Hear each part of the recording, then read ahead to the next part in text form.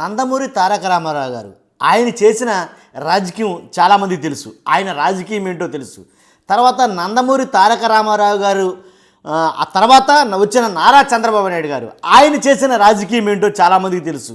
ఏంటి, నందమూరి తారక రామారావు గారిని మించిన రాజకీయం అయితే నారా చంద్రబాబు నాయుడు గారు చేశారన్న విషయం అందరికీ తెలుసు.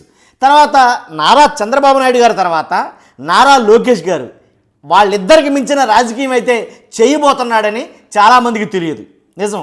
ఎందుకంటే ఏమీ తెలియదేమో, లేకపోతే రాజకీయ అనుభవం లేదు అని రకరకాల మాటలైతే కనుక గతంలో వినిపించాయి.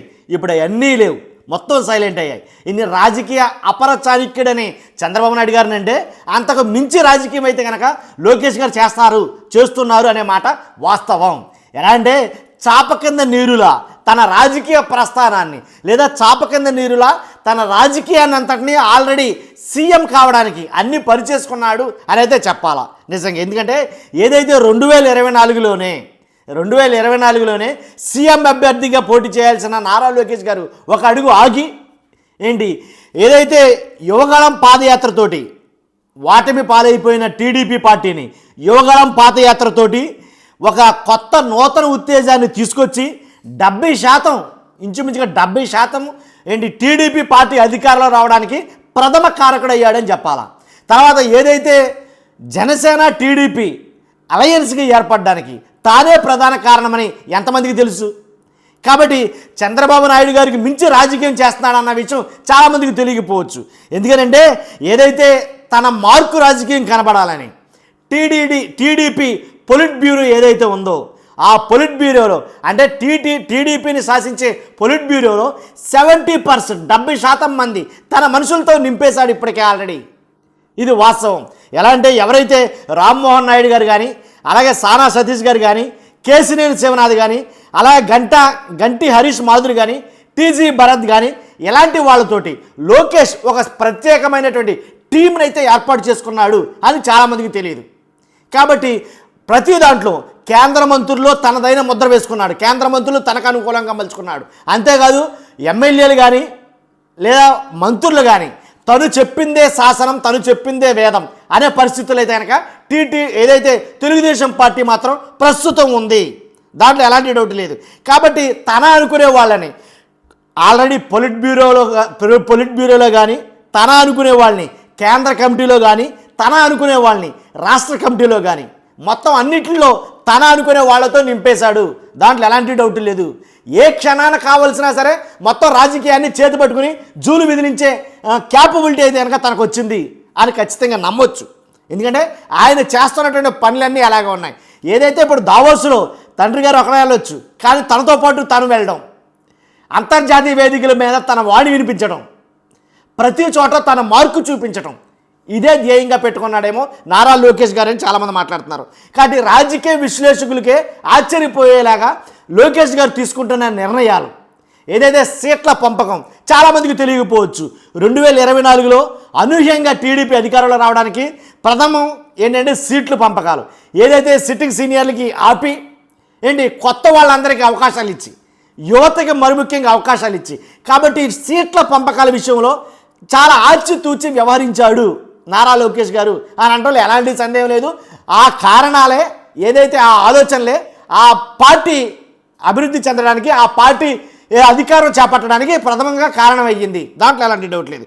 కాబట్టి అంతేకాదు, నేను ఏమైనా చేయగలను, అటు రాజకీయం చేయగలను, ఇటు రివెంజ్ పాలిటిక్స్ చేయగలను, అదిలించగలను, బెదిరించగలను అని అనుకున్నాడు. ఏంటో తెలియదు నారా లోకేష్ గారు. ఏదైతే రివెంజ్ పాలిటిక్స్లో రెడ్ బుక్ అనే ఒక పదం, క్షమించాలి, రెడ్ బుక్ అనే పదాన్ని తీసుకొచ్చి దాంతో మొత్తం ప్రతిపక్షాన్ని అంతటిని కూడా హళ్ళెత్తిచ్చాడు అని అయితే చెప్పాలి. దాంట్లో ఎలాంటి డౌట్ లేదు. రెడ్ బుక్ పేరు చెప్తే హడలెత్తిపోయేలా మార్చాడు అని అయితే కనుక చెప్పచ్చు. దాంట్లో ఎలాంటి డౌట్ లేదు. కాబట్టి తనకుండే స్పెషల్ టీం ఎమ్మెల్యేల్లో ఉన్నారు, తనకుండే స్పెషల్ టీం మంత్రుల్లో ఉన్నారు, తనకుండే స్పెషల్ టీం కింద స్థాయి కార్యకర్తల కాడి నుంచి ఏదైతే పొలిట్ బ్యూరో కేంద్ర కమిటీ వరకు తన టీం అయితే కనుక విస్తృతంగా పరిచాడు. దాంట్లో ఎలాంటి డౌట్ లేదు. కాబట్టి తండ్రి ఏదైతే జైలుకి వెళ్ళాడో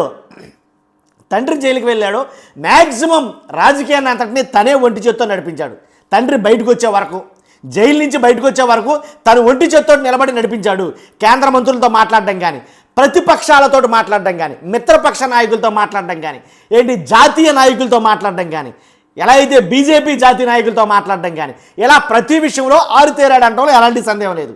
మీరు ఇంతకుముందు ఏదైతే నారా లోకేష్ గారిని పిలిచేవారు అది కాదు, కాబట్టి ఇది నేను అనేది కనుక తన మార్క్ అయితే చూపించగలుగుతున్నాడు అనే చెప్పొచ్చు. కాబట్టి డిప్యూటీ సీఎం అంటే కాదన్నారు, కానీ డిప్యూటీ సీఎం కాదు తన స్థాయి, నా స్థాయి సీఎంఏ అని చెప్పకనే వాళ్ళ చేతనే చెప్పేస్తున్నాడు. అది విషయం. ఎప్పుడైతే డిప్యూటీ సీఎం అన్నారో అప్పుడు చెప్పుండొచ్చు నాకు తెలిసి టీజీ భరత్ గారితో, అరే బాబు నేను డిప్యూటీ సీఎం కాదయ్యా బాబు, అసలు నేను ప్లాట్ఫామ్ సిద్ధం చేసుకుందే డిప్యూటీ సీఎం కాదు, సీఎంఏ, దాంట్లో ఎలాంటి డౌట్ లేదు. డిప్యూటీ సీఎంఏ కావాలనుకుంటే నాకు ఈ ఐటీ విద్యాశాఖ మంత్రి ఎందుకు, డైరెక్ట్ డిప్యూటీ సీఎంఏ పవన్ కళ్యాణ్ గారితో పాటు నేను కూడా డిప్యూటీ సీఎం తీసుకున్నాను కదా, నాది అది కాదు, నా ప్రస్తావన అది కాదు, నా ప్లాట్ఫామ్ దానికోసం సిద్ధం చేసుకోవటంలా, ఓన్లీ సీఎం. అర్థమైంది కదండి. కాబట్టి ఈ రకంగా తన ఏదైతే రాజకీయం ఉందో తన రాజకీయాన్ని ఇలా చూపిస్తున్నాడని చెప్పేసి చాలామంది రాజకీయ పండితులు మాట్లాడుకుంటున్న మాట. వాళ్ళే ఆశ్చర్యపోయే రకంగా రాజకీయం చేస్తాడంటే నిజంగా నా భూతో నా భవిష్యత్ అన్నట్టుగానే ఉంది లోకేష్ గారి రాజకీయం. కాబట్టి రానున్న రోజుల్లో అసలు రంగు అనేది ఏంటనేది బయటపడిపోతుంది.